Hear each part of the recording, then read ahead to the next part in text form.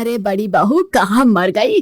सारी रात बच्चा चिल्वाई, सोने नहीं देती, सिर दर्द से फटा जा रहा है। अब ला चाय तो दे दे, वरना मेरे दिमाग की नस फट जाएगी। सास की आवाज बहू सुमन के कानों तक गई। सुमन की कमर में दर्द था जिसने उसे सोने नहीं दिया। उसके दो छोटे छोटे बच्चे थे, 3 साल का सोनू और 8 महीने की पीहू। पीहू को बुखार था और वो पूरी रात सुमन की छाती से लगकर रोई थी। वो बस अभी सोई थी कि दादी की तेज आवाज से वो जग गई। उफ, सिर फटा जा रहा है। मुन्ना चुप हो जा बेटा, मम्मी अभी चाय चढ़ाकर तुझे गोद में लेगी। सुमन ने उसे फिर से थपकिया देकर सुलाया और खुद उठने ही वाली थी कि तभी उसकी सास कमरे में ही आदम की। ओ सुमन, मर गई क्या? 5:30 बज गए हैं, अभी तक तुलसी में जल नहीं चढ़ा, न चाय मिली, और तेरे ससुर जी की काली चाय कहाँ है? क्या जमाना आ गया है। हमारे टाइम पे तो सास के उठने से पहले घर चकाचक मिलता था। ये मैडम तो अभी तक सोई हुई है। माँ जी बस 5 मिनट, पीहू को तेज बुखार है। उसे गोदी से उतारते ही वो चिल्लाने लगती है। क्या पिंकी जरा चाय का पानी चढ़ा देंगी? इतना सुनते ही पास आंगन में खड़ी पिंकी तुनक कर बोली, ओहो भाभी, मेरा कॉलेज है आज, मैं आपकी नौकरानी नहीं हूँ। बच्चे आपने पैदा किए हैं तो आफत भी आप ही झेलिए, और चाय तो आप ही बनाएंगी। मम्मी देख लो भाभी को, सुबह सुबह हुक्म चला रही है। नहीं पिंकी, ऐसा कुछ नहीं है, वो मैं बस जा रही हूँ चाय बनाने। सुमन अपनी बात कहे बिना किचन में जाकर चाय बनाने लगी कि तभी चप्पलों की चट-चट आवाज करती कावेरी हाथ में मोबाइल लेकर आती है। गुड मॉर्निंग मम्मी जी। अरे भाभी, आप अभी तक चाय ही बना रही हो? इतना टाइम हो गया है, और ये पीहू इतना क्यों चिल्ला रही थी? कान फट गए मेरे। क्या करूँ कावेरी, पीहू बीमार है इसलिए रात भर सोई नहीं। चाय में देरी हो गई, अभी सोनू को स्कूल के लिए भी तैयार करना है। 2 छोटे बच्चों के साथ काम पहाड़ जैसा लगता है। अरे भाभी, इसमें क्या है, ये तो मैं भी करती हूँ, मेरा चिंटू भी तो बच्चा ही है। आप तो बस हर बात को ड्रामा बना देती हैं। जैसे एक बच्चा पलता है वैसे ही 2 पल जाते हैं, बस हाथ घुमाया और काम खत्म। आप तो बस शहीद होने का नाटक करती रहती हो। मैं भी तो अपने टर्न पर सबका काम करती हूँ, आप हो कि बस। सही कह रही है कावेरी, हमारे जमाने में तो 10-10 बच्चे होते थे, तब भी हम 56 भोग बनाते थे। आजकल की बहुओं को 2 बच्चे क्या हो गए, जैसे मुल्क की रानी बन गई हो। नहीं मम्मी जी, ऐसी बात नहीं है, पर 2 बच्चों के साथ मुश्किल तो हो ही जाता है। चाय दे दे देवी, अपने ये प्रवचन बाद में सुना लेना, जब देखो तब ज्ञान देने लग जाती है। हाँ भाभी, मेरी भी चाय दे देना आकर, मैं राहुल को स्कूल के लिए तैयार कर दूं। और हाँ, आप सोनू का टिफिन बना रही हो ना, तो राहुल का भी बना देना। मैंने भी कल सोनू का बना दिया था ना। कावेरी थोड़ी मदद कर देती, तब तक मैं पीहू का डायपर चेंज कर देती। भाभी मैं कर देती, पर सच में राहुल को देर ही हो जाएगी स्कूल के लिए। इतना कहकर सास और देवरानी तो चलती बनी। सुमन ने फटाफट चाय बनाई, सबको चाय देकर फिर जल्दी से वो लंच और नाश्ते की तैयारी करने लगी। प्यास से उसका गला सूख रहा था, पर उसके पास एक कप चाय पीने तक का समय ना था।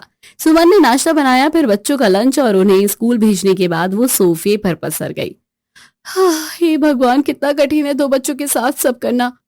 क्या दीदी, कल मैं भी तो सब करके राहुल को स्कूल भेजी, मैं भी तो परेशान नहीं हुई। मैं तो परेशान नहीं हुई, पर आप होगी हर टाइम बस एक ही बात। कुछ नहीं कावेरी भाभी, सुमन भाभी को हर टाइम अटेंशन पाने का शौक चढ़ गया है। सुमन पिंकी और कावेरी की बात का जवाब देती कि तभी सास वहां आ गई और उसने दोनों बहुओं से कहा, सुमन के राशन के सामान की लिस्ट है, शाम को किराना से ले आना। जी माँ जी। भाभी, अपनी ये बच्चा पार्टी साथ लेकर जाना, पता लगा हमारे सहारे छोड़ दिया। इस पीहू ने रात भर सोने नहीं दिया। पर माँ जी, 2 बच्चों के साथ सामान कैसे लेते बनेगा? अरे भाभी बस करिए, बच्चे हैं, सो जाएंगे गाड़ी में। बाहू, तुम हर बात में अपनी ये नौटंकी शुरू ना किया करो। हमारे टाइम में तो औरतें खेतों में काम करती थी और साथ में 2 बच्चे भी रखती थी। तुम्हें तो कार से लद के जाना है और लद के आना है। सास, ननद और देवरानी की बातों से सुमन चुप हो गई और फिर शाम को वो अपने दोनों बच्चों के साथ बाजार पहुंच गई। बाजार में भीड़ और शोर दोनों था। तभी सुमन के बेटे ने जिद कर दी, मम्मी मुझे ये चॉकलेट आइसक्रीम चाहिए। बेटा, नुकसान करेगी, पीहू को भी वैसे ही फीवर आ रहा है। नहीं मम्मी, मुझे चाहिए तो चाहिए। इतना कहकर सोनू कुछ दूर भाग गया।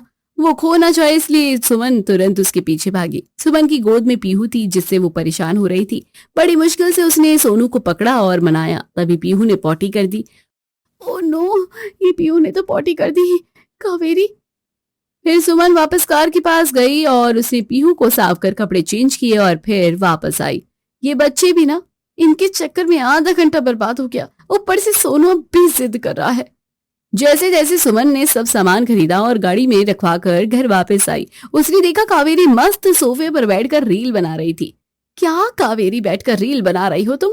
सामान तो ला सकती थी ना कम से कम। मैं कितना परेशान हुई बच्चों के साथ। सोनू ने जिद करती बाजार में भागने लगा। उसी टाइम में पीहू ने भी पॉटी कर दी थी। इसमें क्या भाभी, मेरा बच्चा भी बहुत जिद करता है, मैं तो संभाल लेती हूँ।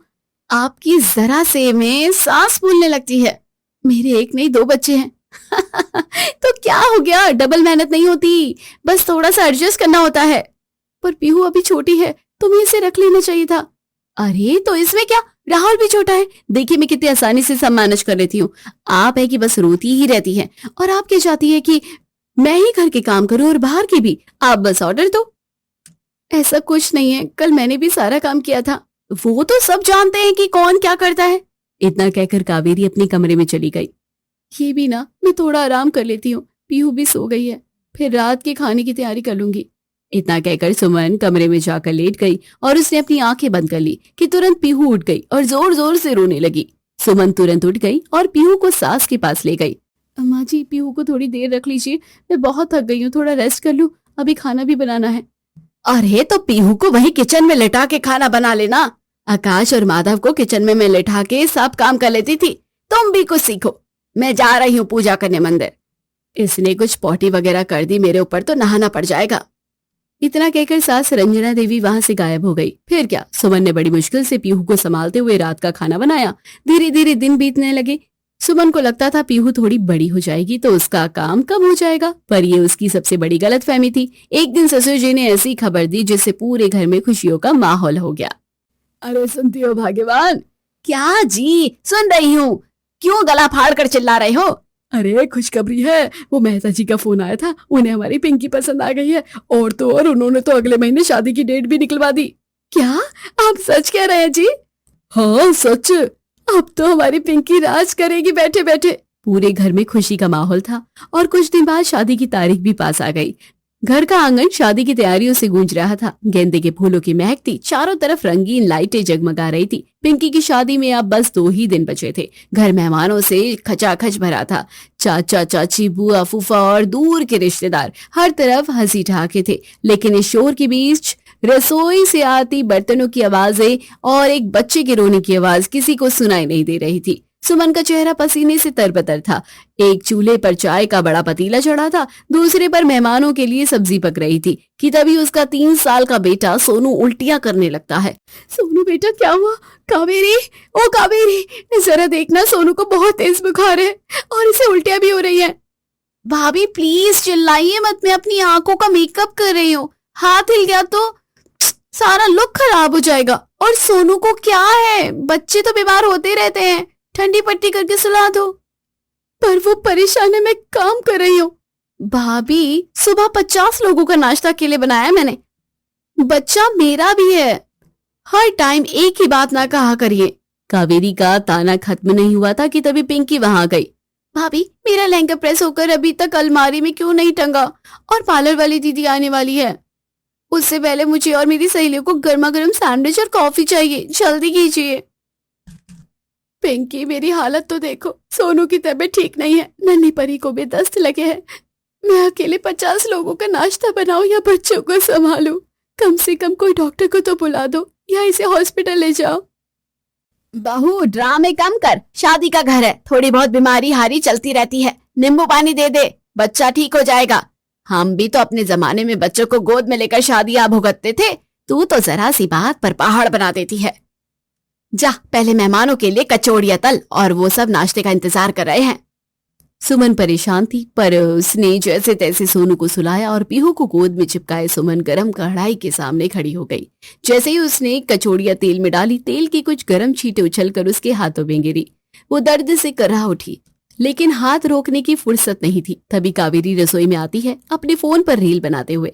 भाभी, आप कितनी ओल्ड स्कूल हो, इतना लोड क्यों लेती हो? देखिए मुझे, मैं कितनी स्मार्टली सब मैनेज कर रही हूँ। मैंने अपनी सारी ड्रेसेस पहले ही सेट कर ली है, मेकअप आर्टिस्ट बुक कर लिया है और मेहमानों के साथ गॉसिप भी कर रही हूँ। कावेरी, मदद करना स्मार्ट होने के खिलाफ नहीं है। तुम भी तो इसी घर की बहू हो, क्या तुम्हें नहीं दिखता कि बच्चे बीमार हैं? भाभी, अभी इमोशनल कार्ड मत खेलिए। मैंने सुबह का सारा नाश्ता बनाया था और ये क्या हर टाइम बच्चा बच्चा। अभी पिछले महीने मेरी सहेली विभा की शादी थी, उसकी भाभी के भी तो 2 छोटे छोटे बच्चे हैं। वो भी तो पूरे टाइम सज धज कर नाचती रही। उसने तो एक भी बार नहीं कहा कि वो परेशान है। आप ही बस रोना रोती रहती हो। वो भी तो माँ है, वो परेशान क्यों नहीं हुई? ना मैं होती हूँ, शायद उसे और मुझे अपनी जिम्मेदारियां स्मार्टली निभानी आती है और आपको नहीं। कावेरी विभा की भाभी के पास उसके मायके वाले थे मदद के लिए और वहां कैटरिंग वाले नाश्ता बना रहे थे। यहाँ तो सारा बोझ मेरे अकेले कंधों पर है। आपके अकेले नहीं, मेरे भी, पर आपके बस बहाने। खैर, मुझे जाना है। सुनिए, कचौड़ियों में नमक थोड़ा सा कम रखिएगा, मेरी डाइट खराब हो जाएगी। धीरे धीरे शादी की रात आ गई। पूरा घर रोशनी से नहाया हुआ था। संगीत की धुन पर सब नाच रहे थे। सुमन थकी थी। वो ना तो दिन में सो पाती न रात, लेकिन उसे बैठने का एक भी पल नसीब नहीं हुआ। उसे आदेश दिया गया कि फेरों के समय तक वो गर्मा गर्म चाय और स्नैक्स का इंतजाम देखती रहे। सुमन ने देखा कि कावेरी भारी सिल्क की साड़ी पहने हाथ में जूस का ग्लास लिए मेहमानों के बीच हंसी मजाक कर रही है। अरे कावेरी बेटा, तुम तो थक गई होगी बेटा, सारा इंतजाम देखते देखते। क्या करें आंटी जी, घर की बड़ी बहू होने के नाते। भाभी तो बस किचन तक सीमित रह जाती है। बाहर का सारा मैनेजमेंट, मेहमानों का स्वागत और अरेंजमेंट तो मुझे स्मार्टली हैंडल करना पड़ता है। बहुत मेहनत लगती है सबको खुश रखने में। सुमन ये सब सुन रही थी। उसकी गोद में उसका रोता बेटा था और हाथ में भारी पतीला। उसने जल्दी से पतीला रखा और बेटी को सुलाकर काम में लग गई। शादी के बाद अगले दिन विदाई हुई। सब रो रहे थे। कावेरी भी कैमरे के सामने अपने आंसू पोंछने का नाटक कर रही थी ताकि विदाई रील अच्छी बने। लेकिन सुमन के पास रोने का भी समय नहीं था। उसे मेहमानों के झूठे बर्तन और बिखरे हुए घर को समेटना जो था। कावेरी सही कहती है, शायद मैं स्मार्ट नहीं हूँ, क्योंकि मेरी स्मार्टनेस मुझे अपनों का दर्द अनदेखा करना नहीं सिखाती। सूरज की पहली किरण के साथ शादी संपन्न हुई। सब थक कर सो गए, लेकिन सुमन अब भी रसोई में थी और बच्चे सारे काम निपटा रही थी। धीरे धीरे कुछ महीने बीत गए। पिंकी अपने ससुराल चली गई। अब कावेरी की गोद में भी दूसरा बच्चा आ गया। उसका बड़ा बेटा अब 4 साल का था और छोटा मुन्ना अभी सिर्फ 5 महीने का। सुमन के बच्चे अब स्कूल जाने लगे थे, लेकिन कावेरी के लिए असली सर्कस अब शुरू हुआ था। घर में कोहराम मचा हुआ था। कावेरी अलग चिल्ला रही थी, राहुल अलग चिल्ला रहा था और उसका मुन्ना अलग चिल्ला रहा था। मम्मी, चॉकलेट चॉकलेट प्लीज, एक दे दो ना। नो, अभी तो खाई थी, परेशान मत कर, टिफिन बनाना है, देर हो रही है। और छोटा मुन्ना जोर जोर से रो रहा था। चुप चुप हो जाओ दोनों। माँ जी, जरा मुन्ना को पकड़िए ना, मैं राहुल का टिफिन बना दूं। अरे बहू, मेरे घुटनों में दर्द है, तू ही संभाल ले इसे तो। माँ जी, मुन्ना चुप नहीं हो रहा है और राहुल ने पूरी दाल फर्श पर गिरा दी है। रसोई में तड़का चल गया है, मैं क्या करूं? तो मैं क्या करूं? पैदा की हो तो संभालो। मेरे टाइम तो मैं घर का बाहर का दोनों जगह का काम करती थी और बच्चे भी पालती थी। मेरी तो मदद करने के लिए भी तेरी जैसी जेठानी नहीं थी। और हाँ सुन, शाम को जरा मेरे साथ बाजार चलना, घर की जरूरत का सामान लाना है। पिंकी के घर कपड़े भेजने हैं। मम्मी, आप देख रही हो ना बच्चे कितना परेशान कर रहे हैं। आप सुमन भाभी को अपने साथ ले जाओ। अरे मैं तो उसको ले जाऊं, पर पिंकी को तेरी पसंद के ही कपड़े पसंद आएंगे। रंजना देवी जिद करके कावेरी को बाजार ले गई। कावेरी के एक हाथ में छोटा मुन्ना है और दूसरे हाथ में वो राहुल को खींच रही है। राहुल, वहां मत जा। अरे मम्मी, मुन्ना ने मेरी साड़ी पर उल्टी कर दी। उल्टी कर दी है तो जा गाड़ी से पानी निकाल कर साफ कर, चिल्ला क्यों रही है? कावेरी ने जल्दी से पानी निकाला और बच्चे को साफ किया।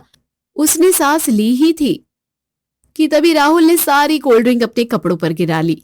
हे भगवान, मुझे एक काम से फुर्सत नहीं मिलती कि तुम लोग दूसरा काम इकट्ठा कर देते हो। अब कावेरी फिर से कार के पास गई। उसने राहुल के कपड़े बदलवाए। अरे, अब ये मम्मी जी कहाँ चली गई? सास को ना देखकर कावेरी परेशान होने लगी। भरी बाजार में उन्हें ढूंढते हुए कावेरी पसीने से तरबतर हो गई और 2 बच्चों ने उसकी हालत और खराब कर दी थी। जैसे तैसे उसे उसकी सास रंजना देवी एक दुकान पर दिखी। वो उनके पास हांफते हुए पहुंची और फिर सामान खरीद कर वो घर वापस आई। घर आते आते शाम हो गई थी और बच्चे भी अब रो रहे थे। क्या हुआ कावेरी, बहुत परेशान लग रही हो? लाओ, मुन्ने को मुझे दे दो। भाभी, ये बच्चे हैं, ये शैतान, एक को पकड़ती हूँ तो दूसरा दूसरी तरफ भागता है। मैं तो पागल हो जाऊंगी। अरे इसमें क्या है कावेरी, ये तो तुम भी कर सकती हो। याद है तुमने कहा था 2 ही तो बच्चे हैं, साइड में बिठा दो। अब बिठाओ ना साइड में। सुमन की बात सुनकर कावेरी को अपनी बातें याद आने लगी और वो शर्मिंदा होती है, पर उससे कुछ बोला न गया। रात के 3 बजे थे। कावेरी जमीन पर बैठकर रो रही थी। उसकी कमर में इतना दर्द है कि वो सीधी खड़ी नहीं हो पा रही है। पूरा घर सो रहा है पर उसके बच्चे उसे सोने नहीं दे रहे। तभी सुमन पानी के लिए किचन में जाती है तो हॉल में उसकी नजर कावेरी पर गई। वो कावेरी का दर्द समझ गई। उसने जल्दी से हल्दी वाला दूध गर्म किया और कावेरी के पास गई। कावेरी, ये लो पी लो ये दूध, दर्द में आराम मिलेगा। भाभी मुझे माफ कर दो, मैं कितनी बड़ी मूर्ख थी। जब आप बीमार बच्चों के साथ पूरी रसोई संभालती थी तो मैं आपका मजाक उड़ाती थी। मुझे लगता था आप जानबूझकर थकी होने का नाटक करती हो, पर आज जब मेरे 2 बच्चे एक साथ रोते हैं तो मेरा जी करता है कि मैं इस घर को छोड़कर भाग जाऊं। तो अब आ गया ना स्वाद। भाभी प्लीज माफ कर दो। सुमन का दिल पसीज गया। वो कावेरी के पास बैठ गई। कावेरी, एक औरत जिसके 2 छोटे बच्चे हो, उसका कोई दोस्त नहीं होता, कोई परिवार नहीं होता, सिर्फ जिम्मेदारियां ही बेड़ियां होती हैं। तुमने मुझे बहुत सताया, पर आज तुम्हारी हालत देखकर मुझे बहुत दुख हो रहा है। सास ससुर का कमरा पास ही था, उन्होंने ये सब देख लिया रंजना। जब सुमन पिस रही थी तब तुम और कावेरी तमाशा देखते थे। एक माँ जब 2 बच्चों को पालती है ना तो वो हर रोज एक जंग लड़ती है। आज रंजना देवी के मुंह पर ताला था। शायद उन्हें अपना बीता समय याद आ गया। कावेरी को दुखी देख सुमन ने उसे हंसाने के लिए कहा, तो कावेरी तुमने बताया नहीं, अब आया स्वाद कि 2 छोटे बच्चों के साथ घर संभालना कैसा लगता है? हाँ भाभी, और ये जाएगा पूरी जिंदगी याद रहेगा। अब कभी किसी की मजबूरी को इसमें क्या है नहीं कहूंगी। हमें दूसरों की जिंदगी हमेशा आसान लगती है जब तक हम खुद उस आग में न जले। 2 छोटे बच्चों की माँ होना कोई खेल नहीं, एक तपस्या है। कभी किसी की मेहनत का मजाक मत बनाइए, क्योंकि वक्त का पहिया जब घूमता है तो स्वाद चखना ही पड़ता है।